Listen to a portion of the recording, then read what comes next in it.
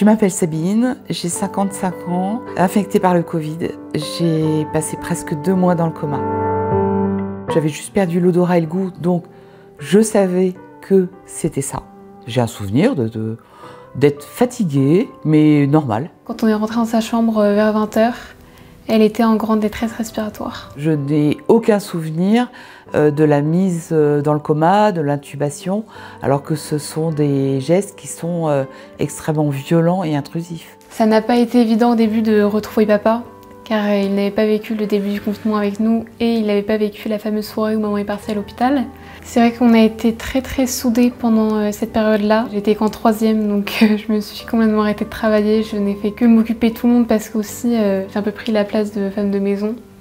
Puis c'est dans mon caractère, je suis assez comme ça. Par contre, mes frères, ils n'avaient pas le choix, ils ont dû continuer à travailler et ils ont été extrêmement courageux. Les médecins, et c'est remarquable de leur part, vont tout tenter. Mon état ne fait que se dégrader. 20 jours à peu près après son départ, les médecins nous appellent et nous disent que maman est en fin de vie et que ses espoirs de survie sont très faibles.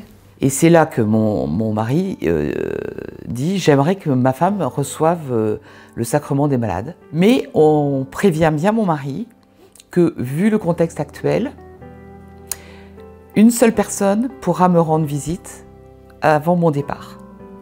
Donc, si l'aumônier vient me donner l'onction des malades, alors lui n'aura pas l'autorisation de venir me voir si départ il y a. Laisser le prêtre donner l'onction des malades à maman juste avant sa potentielle mort au lieu de nous, c'est que c'est pas évident, mais c'est quand même un choix qu'on a fait en famille. Ce n'est pas un choix de papa, c'est un choix de famille. Étant croyante, j'espère que j'aurais eu le même courage. Mais la première réaction humaine, c'est de dire mais moi je veux voir la personne aimée avant de ne plus la voir, on va dire définitivement, enfin avant qu'on puisse se retrouver au ciel, je vais dire.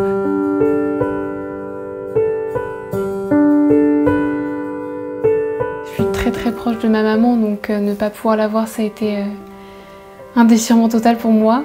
Je sentais qu'il y avait vraiment un lien spirituel et très fort entre nous deux. Donc j'avais son téléphone, mais c'est vrai que je lui écrivais des messages pour lui parler. Enfin, j'écrivais pas sur papier, mais je lui avais envoyé des messages pour qu'elle puisse les lire quand elle allait retrouver son téléphone. Je me réveille après presque 2 mois de coma artificiel. Au réveil, 2 sensations extrêmement précises. La première, je suis extrêmement bien, mon temps sur Terre est terminé. Et je me souviens très précisément avoir pensé à mes 3 enfants et m'être dite, en fait, ça roule pour eux, ils n'ont plus besoin de moi, je peux partir tranquille. La deuxième, totalement en fait à l'opposé, je me dis, ils ont besoin de toi, ton temps n'est pas fini. Je ne savais pas du tout à quoi ressemblait une personne intubée, mais quand je suis rentrée dans sa chambre pour la première fois, je m'attendais à revoir ma maman comme je l'avais laissée, quoi. Mais non, pas du tout. C'était un choc, hein. Je me suis un peu effondrée. Retrouver sa maman comme un légume, c'est pas évident. Maman faisait beaucoup de rétention d'eau, le visage très gonflé, le ventre aussi. La première chose que j'ai faite, c'est que je lui ai chanté la prière de Charles de Foucault. Parce que c'est une prière qui nous unit beaucoup toutes les deux et qui nous tient à cœur. C'est que ça a été un moment très fort. Je lui ai dit que je l'aimais, que j'avais encore besoin d'elle ici, que ça se passait bien à la maison, mais qu'on n'avait qu'une hâte, c'est qu'elle revienne et qu'il fallait qu'elle s'accroche et qu'elle se batte pour nous, pour elle et pour la vie qui nous attendait. Et c'est à ce moment-là que maman a versé sa première larme. Ouais. Très vite, j'ai réalisé que je ne pouvais pas bouger un doigt, que je n'émettais pas un son, donc je ne pouvais absolument pas communiquer, alors que dans ma tête, je comprenais, mes yeux voient, j'entends, mais je ne peux rien exprimer, ni par mon corps, ni par la parole.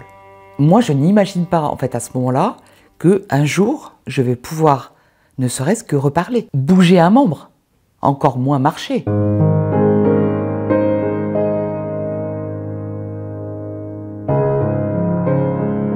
Elle a beaucoup culpabilisé, hein. Elle a été très désolée pour nous. Elle voyait notre souffrance, mais d'un côté, elle ne la mesurait pas. On se sent extrêmement coupable. On sait qu'on a fait souffrir, malgré soi, des gens qu'on aime, et c'est insupportable. Cette histoire a quand même révélé une chaîne de prière mondiale qui a été vraiment impressionnante, qui nous a beaucoup touchés. Et on s'est vraiment senti portés et apaisés presque. Ma grande chance, c'est d'avoir été accompagnée par ce prêtre qui m'a donné l'onction des malades et à lui dire « je fais quoi avec ça ?» J'ai peur, je n'ai pas la force en fait d'affronter cette culpabilité. Il m'a répondu avec énormément de douceur « nourrissez-vous au quotidien des petites choses qui arrivent et accueillez-les ». La période après le réveil de maman, pour moi, ça a été très compliqué. C'est beaucoup d'émotions, c'est très dur car on n'est vraiment pas sur la même phase avec le malade. Pour maman, on est encore en mars, nous on est en mai. Un jour, je suis allée la voir à l'hôpital, je crois que c'était la 5e fois, quelque chose comme ça. Je lui ai dit, bon, maintenant je peux plus venir. Je n'y arrive plus, pour moi c'est trop dur et c'était tellement d'émotions aussi que moi j'avais besoin de faire un break avec cette histoire. La progression a été, en ce qui me concerne, relativement rapide, à l'aide de la kiné, etc. Voir bouger un doigt, d'arriver à avaler une gorgée d'eau, ça a été des moments de grâce. Aujourd'hui, je ne cours pas encore, mais presque. Alors 2 ans après, bon, j'ai vraiment réalisé que la vie était vraiment très fragile et qu'elle tenait vraiment qu'à un fil. On a des liens beaucoup plus forts en famille. Maintenant, on est une famille très très soudée. Enfin, avant aussi, mais maintenant, c'est beaucoup plus le cas.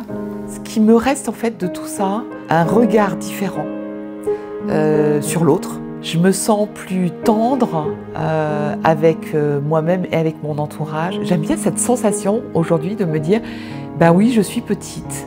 Et c'est ça qui fait ma force.